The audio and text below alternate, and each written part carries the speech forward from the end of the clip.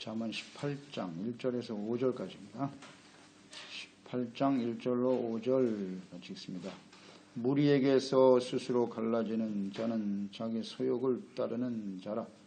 온갖 참 지혜를 배척하느니라.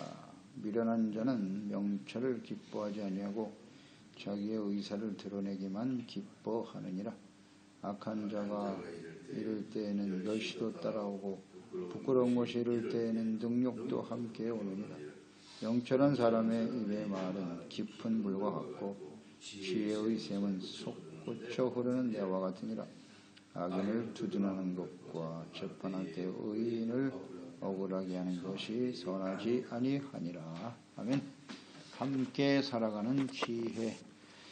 하나님을 경외하는 지혜는 사람이 사람답게 살아가는 데 필요한 지식이죠. 사람은 하나님의 형상대로 지음받았습니다만은 죄로 인해서 하나님의 형상을 잃어버렸어요. 그러니까 본질적으로 사람답게 사는 것이 무엇인지를 잘 깨닫지를 못하죠. 끊임없이 육체의 정욕, 자신이 원하는 대로 자신의 뜻대로 살아갈 수밖에 없게 되었어요. 그러니까 사람들과의 관계 속에서 끊임없이 갈등이 생길 수밖에 없는 것이고요. 다툼, 참된 행복을 얻기가 참 쉽지 않아요. 사람은 혼자 사는 게 아니거든요. 가정, 사회, 인간관계, 행복, 진정한 성공에 필요한 교훈, 이것이 이제 지혜이거든요. 그 지혜, 하나님의 말씀 안에 다 들어있는데 가장 본질적인 가치죠. 그것이 지혜입니다. 그것은 의고 정직이고 진리요 선이란 말이죠. 이런 지혜를 가져야 함께 행복하게 살아갈 수가 있어요. 1절 말씀이죠. 무리에게 스스로 갈라지는 자, 소욕을 따르는 자요, 온갖 참 지혜를 배척한다. 사람들과 어울리지 못하는 사람을 의미하는 거예요. 무리에게서 스스로 갈라진다. 스스로. 사람들에 의해서 버려지는 게 아니라 스스로 사람들과 함께 어울리는 걸 싫어해요. 이런 사람들. 이런 사람들은 어떤 사람들이뇨? 모든 지혜와 판단력을 배척한다라는 것이죠. 이런 사람들은 아주 교만해요. 자기 주장이 매우 강한 사람들이죠. 타인의 생각과 주장을 전혀 받아들이려고 하지 않아요. 아주 이기적이죠. 자기 욕심과 또 주장을 내세우는 사람이고 타인을 무시하죠. 무관심해요. 오직 자신의 이익과 목적만을 추구하는 사람, 그 사람들과 어울리지 않아요. 공동체에 어울리지 못하니까 친구도 없고 독야 청청하는 사람이죠. 자기만 옳고 나머지는 다 어리석은 중생들아 이러고 있는 거예요. 아주 교만하죠. 사람은 완전하지 못합니다. 그렇기 때문에 함께 살아가야 돼요. 나에게는 누구의 도움도 필요 없어. 내 힘과 능력으로 얼마든지 인생을 잘 살 수 있지. 귀를 기울이지도 않아요. 함께 살아가야 된다는 이 가장 본질적인 것을 깨닫지 못하고 살아갑니다. 굉장히 자신이 대단한 사람인 것처럼 말하고 그렇게 보여줄지 모르겠으나 가장 불행한 사람이죠. 불행한 사람이. 그러니까 아담과 하와를 하나님이 지으실 때 혼자 있는 것이 보기 좋지 않다. 그래서 하나님께서 여자를 지으시고 돕는 배필이라 그랬거든요. 도움이 필요하다. 그러니까 서로 도움을 주고받으며 살아가도록 지으셨어요. 사람을. 그래서 서로 생각과 주장이 다를 수 있어요. 남자와 여자는 근본적으로 달라요. 사람들도 다 똑같지 않아요. 사람의 이 얼굴 모습이 다 다르게 만드신 이유, 우리 마음도 다 달라요. 그렇게 지어졌다고요. 그러니까 함께 살아가려면 상대를 다름을 이해해야 되거든요. 서로 다르다는 것을 받아들여야 되는데 이 다름의 차이를 받아들이기를 원치 않는 사람들, 교만한 사람들이죠. 그래서 함께 살아가는 것을 잘 배워야 되는데 서로 생각과 주장이 다를 수 있어요. 근데 이게 하나 된다는 게 쉽지 않은데, 그러니까 함께 공유할 수 있고 또 인정할 수 있는 어떤 공통적인 본질적인 가치, 이것을 깨달아야만 되거든요. 모두가 다 함께 공유할 수 있는. 그것이 이제 진리거든요. 진리. 모든 시대에, 모든 사람들에게 보편적이고 불변한 어떤 사실, 그게 진리거든요. 진리를 알 때 하나됨을 이룰 수가 있겠죠. 그 소중한 가치가 또 사랑이고 지혜, 이런 것들이 이제 하나님 안에서, 말씀 안에서 깨닫게 되는 것이죠. 공통된 가치, 그것은 곧 사랑인데, 그 사랑은 하나님 사랑과 이웃 사랑으로 이루어지게 되죠. 그러니까 하나님과 이웃 사랑, 이런 지혜를 얻지 못하면 아주 이기적이고 욕심에 이끌려 살아갈 수밖에 없어요. 이런 사람은 결코 행복할 수 없다. 행복할 수 없어요. 혼자 잘 살 수는 없는 세상이에요. 불행하죠. 자신이 모든 걸 완벽하게 갖춘 것 같고 자기가 모든 것을 다 아는 것 같지만, 이런 사람들은 다른 사람의 지혜를 전혀 받아들이지 않아요. 그러니까 이렇게 사람들의 지혜를 받아들이지 않는다. 이것은 곧 하나님을 배척하는 것으로 나타나겠죠. 하나님의 지혜도 받아들이지 않아요. 매우 교만하죠. 들어갈 자리가 없어요. 하나님 말씀을 아무리 가르쳐줘도 전혀 인정하지 않아요. 자기가 옳다고 하는 것, 자기가 믿고 싶은 것만 믿는 거니까. 이런 사람 불행한 사람이죠. 길가 같은 사람이에요. 말하자면 길가, 돌밭 정도도 안 돼요. 전혀 들어가지 않는 사람이죠. 불행한 사람. 근데 하나님의 자녀도 이렇게 될 수 있다는 거예요. 길가 같은 마음을 가진 사람이 된단 말이에요. 이스라엘 역사를 보세요. 말씀이 들어가질 않잖아요. 우리도 그런 사람이 될 수 있다. 이걸 조심해야 돼요. 그러니까 많이 알면 알수록 교만해지는 거니까. 알수록 교만해지는 거. 겸손해져야 됩니다. 2절, 미련한 자는 명철을 기뻐하지 않아요. 자기의 의사를 드러내기만 기뻐하느니라. 잘 보세요. 사람들의 성향이 잘 드러나 있죠. 명철을 기뻐하지 않는다. 그러니까 명철을 기뻐하지 않는다고 하는 것은 1절에 있는 것처럼 스스로 자신의 의견이 옳다고 여기는 거예요. 그러니까 하나님의 말씀도 배척할 정도니까. 그런데 이게 굉장히 자신이 지혜로운 사람인 것처럼 보이지 않아요? 그러나 실제로는 미련한 사람이다. 그러니까 명철이라고 하는 것이 선과 악, 참과 거짓을 분별하는 것이라 그랬는데, 이런 깨닫는 것, 이런 거 별로 좋아하지 않아요. 오직 자신의 생각만 계속 굳혀가는 것. 자신의 의견만 주장하기를 기뻐한다. 이렇게 명철을 무시하겠다면, 다른 사람의 교훈과 가르침에 귀를 기울이지 않는단 말이에요. 그러니까 하나님의 책망의 말씀, 교훈, 훈계 이런 거 싫어하죠. 무관심해요. 그래서 하나님의 말씀을 통해서 교훈과 책망받기를 싫어하는 사람, 이게 명철을 기뻐하지 않는 사람이에요. 미련한 사람입니다. 그래서 오직 자기 의사를 드러내기만 기뻐한다 그랬어요. 그러니까 자신이 가지고 있는 지식, 의견, 이것만 옳다고 확신하는 거예요. 그래서 모든 문제를 해결할 수 있다고 생각해요. 아주 교만하죠. 그렇게 교만하게 말하고 행동할 수밖에 없어요. 그러니까 자신의 생각과 주장과 다른 사람을 무시해요. 아주 무시하고 들어가. 일단 당신은 몰라서 그래, 이렇게 들어가는 거예요. 그리고 굉장히 어리석은 사람으로 취급하고요. 심지어는 자기 의견이 다르면 악한 거예요. 이게 이제 교만의 절정이죠. 자기가 생각하는 건 의고 나와 다른 생각을 하면 그건 다 악인 거예요. 악. 그리고 적으로 몰아버리죠. 다 대적인 거예요. 다 죽여버려야 될 대적이다. 이렇게 생각해요. 무의 교만하죠. 이런 사람은 미련한 사람이에요. 사람은 다 달라요. 생각이 다르고 그것을 듣고 이해하고 포용할 줄 알고 용납할 줄 아는 것, 이런 것이 지혜죠. 이런 게 지혜입니다. 그러니까 하나님을 모르는 사람은 대부분 다 이런 성향을 가지고 있어요. 누구나 다 자신의 뜻과 생각이 옳다고 여기며 살아가는 아주 교만한 존재들이죠. 타인의 의견 받아들이지 않아요.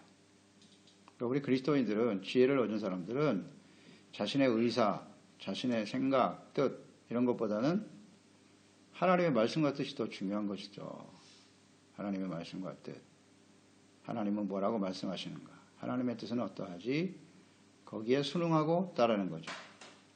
그래서 서로 다른 사람들이 교회 안에 모여 있지만 공통된 가치를 갖고 있잖아요. 진리, 하나님의 말씀이 진리다. 나의 생각과 뜻이 중요한 게 아니고 하나님의 말씀과 뜻이 진리다라는 것을 믿기 때문에 서로 다른 사람이 하나됨을 이루어갈 수 있는 것이죠. 하나님 안에서, 성령 안에서, 예수 그리스도 안에서, 진리의 말씀 안에서 하나됨을 이루어갈 수 있는 거죠. 그게 교회 아니에요? 그런데 거기서 계속 싸우고 있어. 교회 안에서. 별것도 아닌 것 가지고 싸우고 내가 옳으니 네가 옳으니. 그건 지혜로운 삶이 아니죠. 세상에서나 일어나는 갈등이 교회 안에서 일어나고 있다. 이 지혜를 아는 사람들입니까? 다 미련한 겁니다. 일단 다툼은 다 어디서 난다? 정욕에서 나는 겁니다. 정욕. 성경에 이렇게 나와 있잖아요. 사실이고요. 하나님 말씀 앞에서는 다 아멘이죠. 아멘으로 나타나야 되는데 말씀도 또 자기가 편한 대로 갖다 붙여. 참 위험하죠. 이러니까. 안타까운 겁니다. 이게 지혜가 있어야 되는데 하나님의 성령으로 거듭나고 성령으로 거듭나지 못한 종교인들만 모여 있으니까 싸우는 거예요. 성령을 통해서 하나님의 진리의 말씀에 아멘으로 순응해야 되는데 깨달음도 없고 하나님 믿는 것도 다 자신이 믿고 싶은 대로 믿어. 이게 문제죠. 하나님과 예수 그리스도와 인격적인 만남과 교제가 전혀 없는 거죠. 말씀 앞에서 자신이 얼마나 무기력하고 어리석은 존재인가를 깨닫고 돌이킬 줄 아는 사람들이 되어야 하는 것인데 그게 바로 옥토죠. 착하고 좋은 마음을 가진 사람들이에요. 온유하고 겸손한. 3절 악한 자가 이를 때에는 멸시도 따라오고 부끄러운 것이 이를 때에는 능욕도 함께 온다. 이 악한 자와 함께하는 인생, 함께하는 공동체, 멸시가 다가온다. 함께 살아가는 게 지혜인데 독야청청 자신만 옳다고 주장하고 이런 교만하고 악한 사람과 함께 살아가면 멸시가 다가와요. 능욕도 찾아오고 이것은 악한 한 개인에게도 해당이 되는 것이고 개인의 인생이라고 볼 수도 있고요. 또 사람들과의 관계 속에서 이런 사람과 함께하면 멸시가 따라온다. 사람 선택을 잘해야 돼요. 그 사람 때문에 함께 멸시를 받는 거로. 부끄러움, 모욕이 찾아온다. 자신의 인생 속에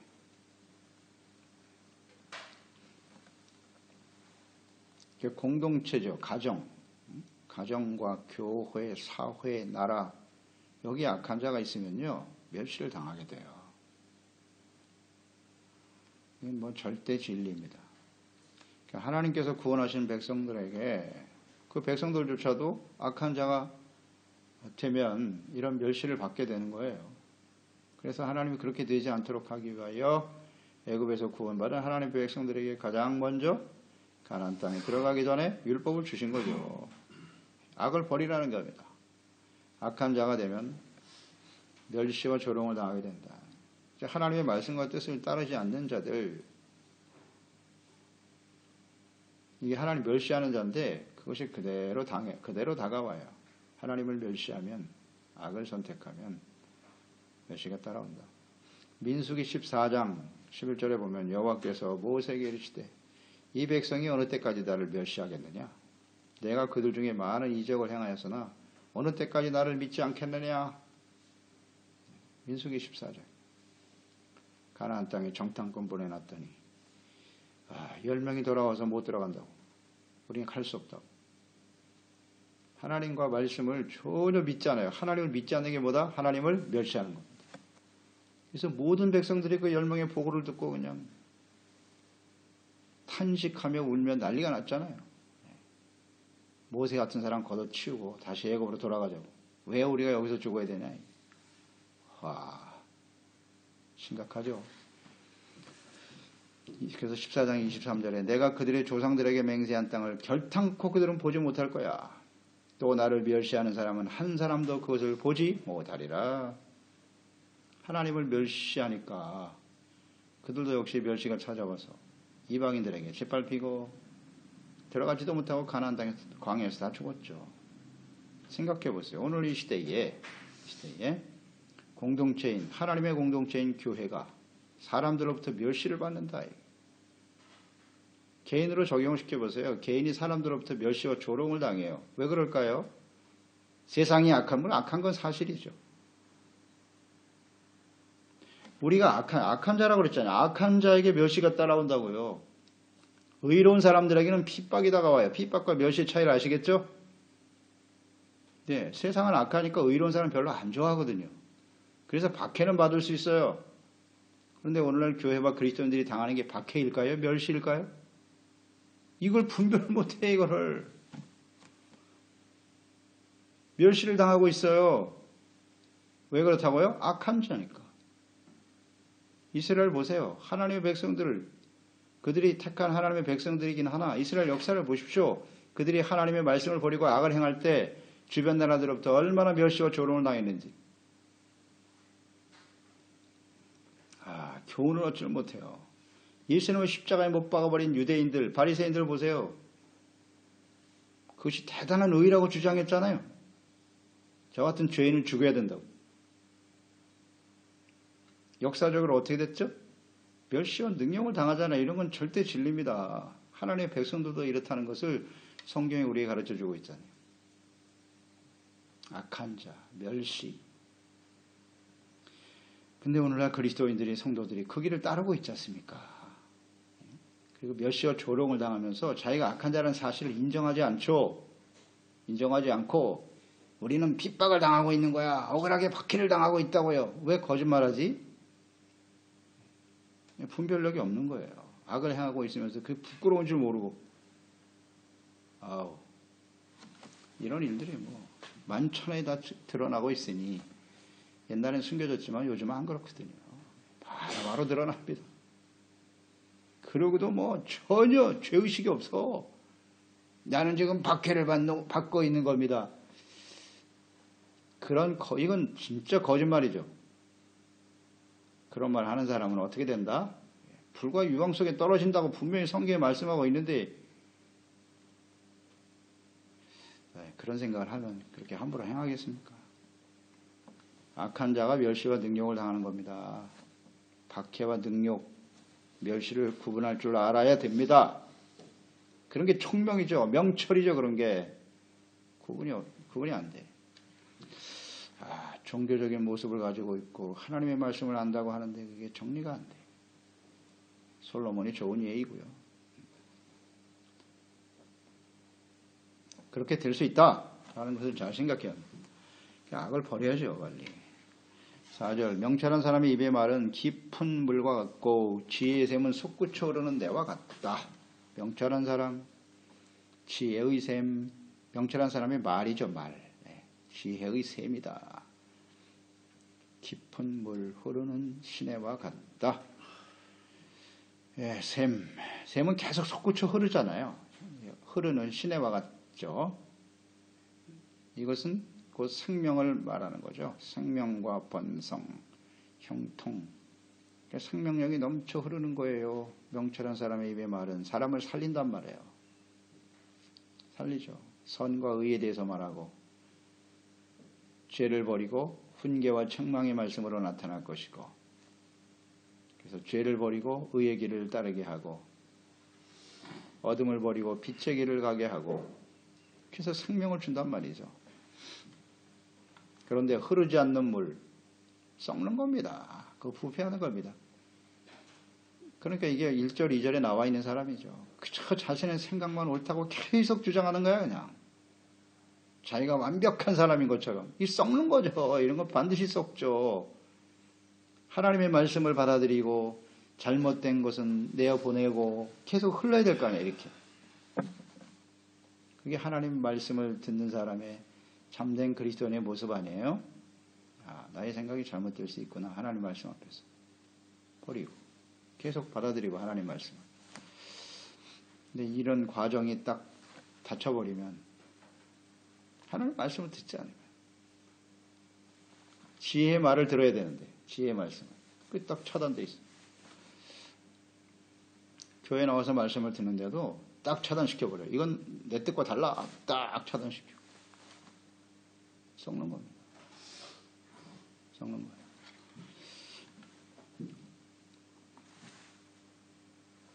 내가 썩으면 다른 사람도 죽이는 거예요.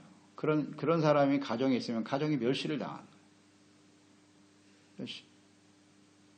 그런 사람들이 많이 모인 사회는 멸시를 당하는 거예요. 교회 마찬가지. 썩으면 안 돼요. 하나님 말씀을 계속 받아요. 그러니까 시편 1편의 말씀이잖아요. 복 있는 사람, 악인의 꾀를 따르지 않는 것이고 죄인의 길에 서지 않고 오만한 자리에 앉지 않아야 된다. 자기 생각만 옳다고 주장하는 오만한. 그러려면 여호와의 율법을 즐거워하여 주야로 묵상해야 돼요. 매일같이 흘러 넘쳐야 돼요.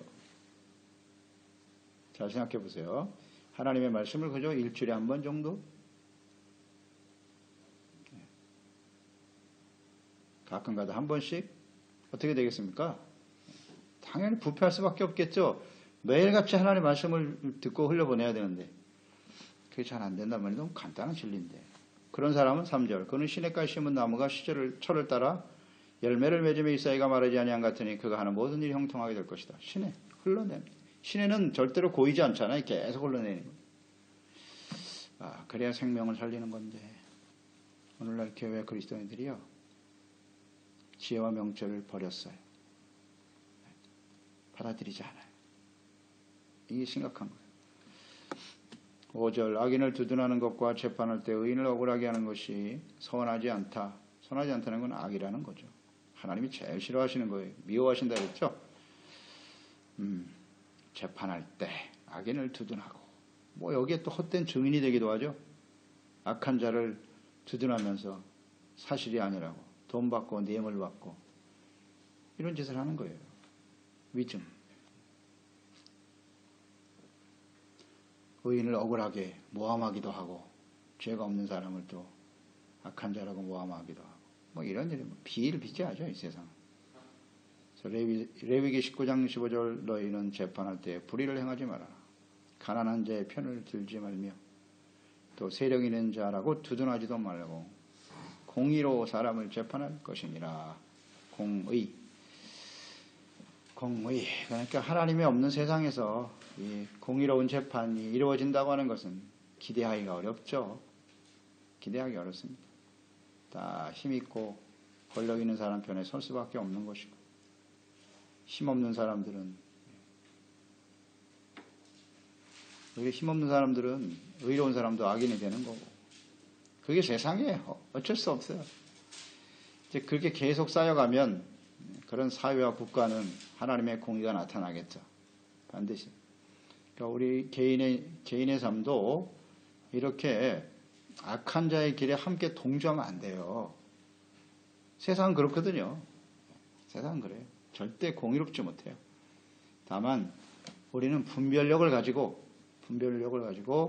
하나님의 진리의 말씀을 따라 의의 길을 가야죠. 이 약한 세대 속에서. 그것 때문에 박해를 받고 핍박을 받는다면 그건 복이 되는 것이고, 악인의 길에 함께 서면요, 함께 망하는 겁니다. 함께 망해요. 그래서 우리 그리스도인들은 좀 삶의 중심을 바르게 하고 하나님의 진리의 말씀을 쫓아 의의 말씀을 따라 살아가는 그런 저희들이 되어야 되겠죠. 가난한 사람이라고 다 의롭고 힘 있는 사람이라고 다 악한 것은 아니죠. 그런 걸 잘 분별할 줄 아는, 어떤 사람이 정말 의로운 사람인가를 바르게 분별할 수 있는 지혜로운 사람이 되어서 이 함께 살아가야 돼요. 이 함께 살아가는 세상 속에는 선한 사람이 있고 악한 사람이 있거든요. 이걸 분별하고 선택을 똑바로 해야죠. 그래서 의를 바르게 세우는, 이게 바로 빛이잖아요. 빛된 삶이죠. 의를 쫓아가는. 그래서 많은 사람들에게 생명의 샘이 되어주는, 악을 따라가면 죽으니까, 함께 죽는 거니까 지혜를 가지고 그리스도 안에서, 말씀 안에서 많은 사람들을 살려가는 지혜로운 종들이 되어야 하겠습니다. 맞습니다. 하나님 아버지, 오늘도 주님의 말씀, 지혜의 말씀을 듣게 하시니 감사드립니다. 주여, 저희들이 다 교만하죠. 자기의 소욕을 따르는 자가 되어 자신의 생각과 뜻대로 옳은 대로 그렇게 여기며 살아왔어요.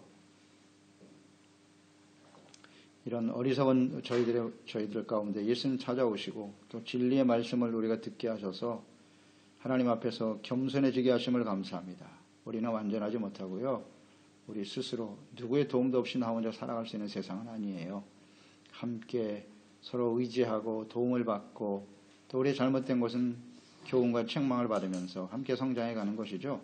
그래서 우리가 지혜로운 하나님의 자녀들이 되어서 우리 자신뿐만 아니라 우리 함께하는 우리 가정, 교회, 또 이 세상에 참된 하나님의 생명의 샘물이 되어주는 저희들이 되게 하시고 많은 사람들을 그리스도 안에서 하나님 안에서 온전히 세워가는 저희들이 되어야죠. 그래서 하나님 자녀와 교회와 그리스도인들이 멸시와 조롱을 당하고 있어요. 박해가 아닙니다. 멸시입니다. 우리가 악하기 때문임을 깨닫게 하시고 철저하게 회개하고 버리고 이제 하나님이 기뻐하시는 의의 삶을 살아갈 수 있는 겸손한 우리 모든 지체들 다 되게 하시옵소서. 예수님의 이름으로 기도드리옵나이다. 아멘. 잠언 18장 1절에서 5절